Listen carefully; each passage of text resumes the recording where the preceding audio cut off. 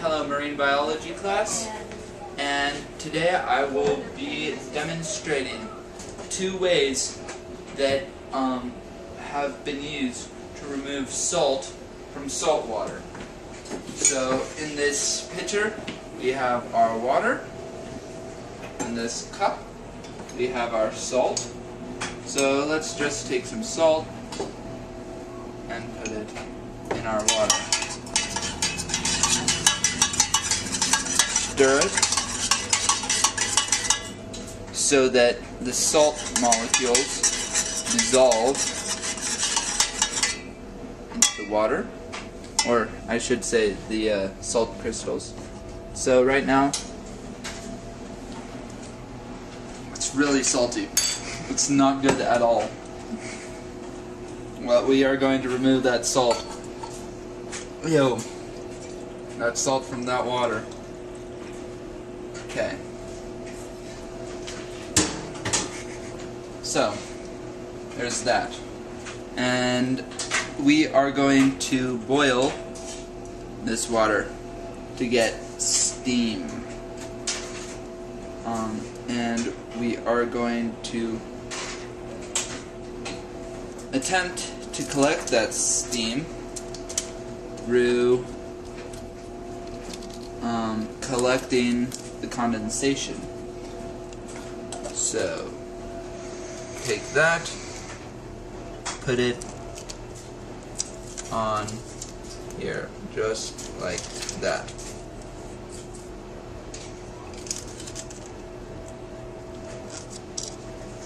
Just like that. Wonderful.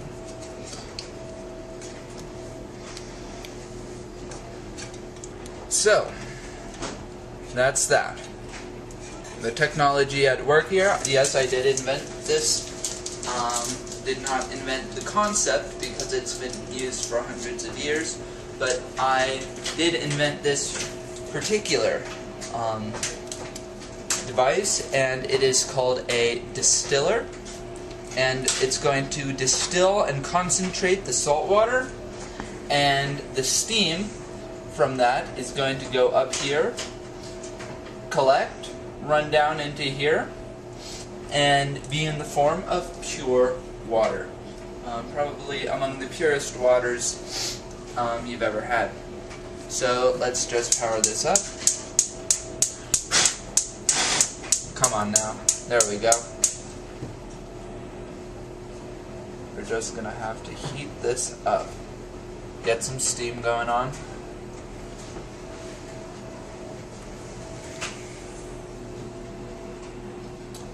And yes, it's probably going to take a little while for this to actually work. So, usually you can have a snack, or just sit around, but for now I'm going to turn off the camera. Okay, well, so far we have definite steam coming from the water, and the steam is coming up through here. It is condensing here and running along here, and it's finally pouring out through there. So far we don't have a whole lot of drinkable condensation, but I am confident that that part will come.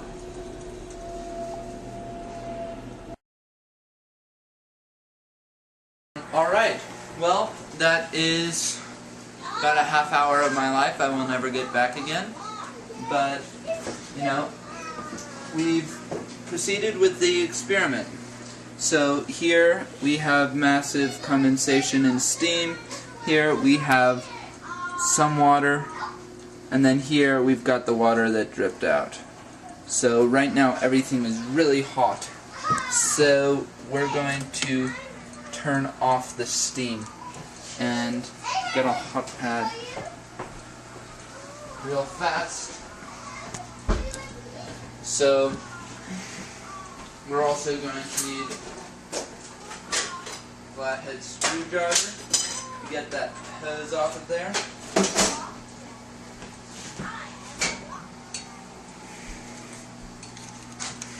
Just unfasten this hose clamp.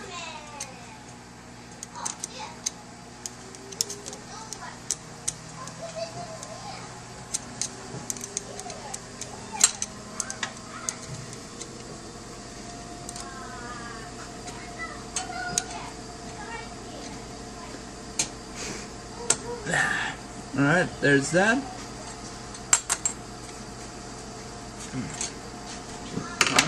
Need another hot pad because this is really, really hot. Okay, there's that. We're going to just pour hot water in there. Okay. Well, my hypothesis, before I spilled it, it's alright, there's still some in there, is that this water will be completely unsalty.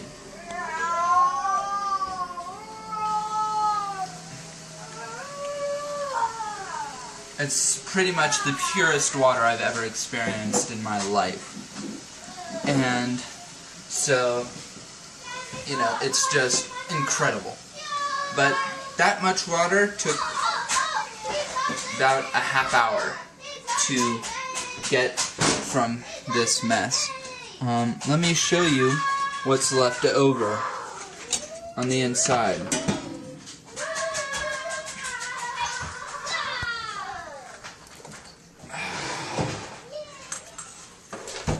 We've still got some more steamy water, but what in essence there is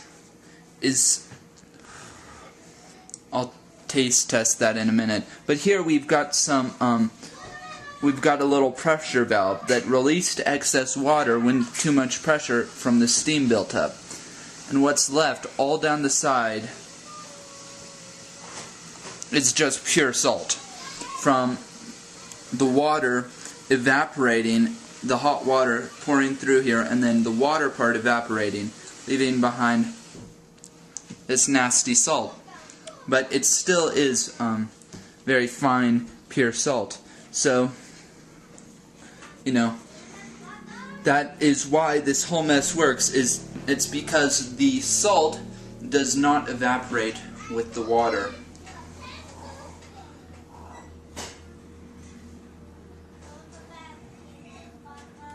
It's pretty much the hottest, saltiest water there is in the entire world. So we are going to be dumping the rest of that out. But this is not a very efficient means of getting salt out of water.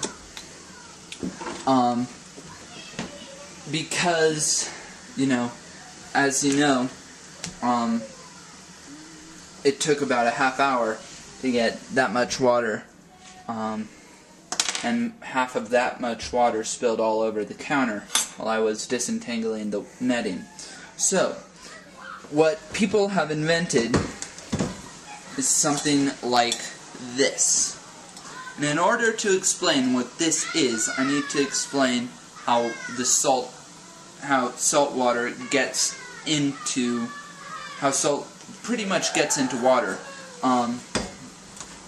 Say we've got 2 containers of salt water.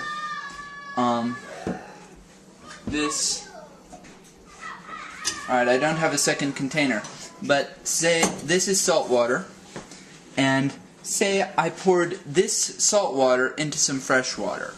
What you would get would be a less salty water, but the water would still have salt in it. The same amount of salt, it would just be that there was more water, so all the salt wasn't as concentrated. This is called diffusion, and it's how salt gets into water most times. Another way that salt gets from one set of liquids to another is called osmosis. In order for osmosis to work, you need what's called a semi-permeable membrane. It's a membrane that allows liquids to pass through, but not salts. So, say I had a semi-permeable membrane, and I then put some concentrated salt water on one side of the semi-permeable membrane and some unconcentrated salt water on the other side. What would happen would be that the water, not the salt, but water from the more concentrated side would go, from the less concentrated side would go to the more concentrated side to try to even out the salt concentrations.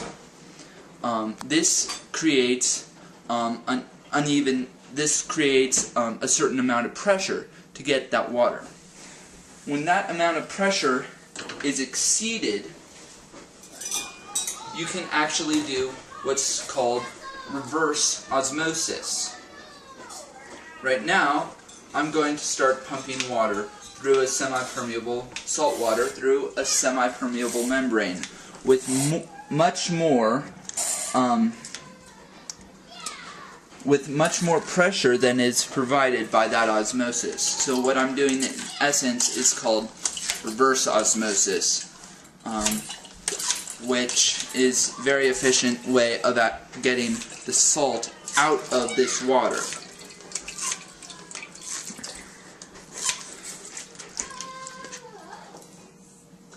This is a much more popular method of getting salt out of water, because I already have about twice the amount of liquids that was in this cup after like 30 seconds of pumping. And it's just as pure. So, yes, that's the two methods that are commonly known to men of getting salt out of salt water.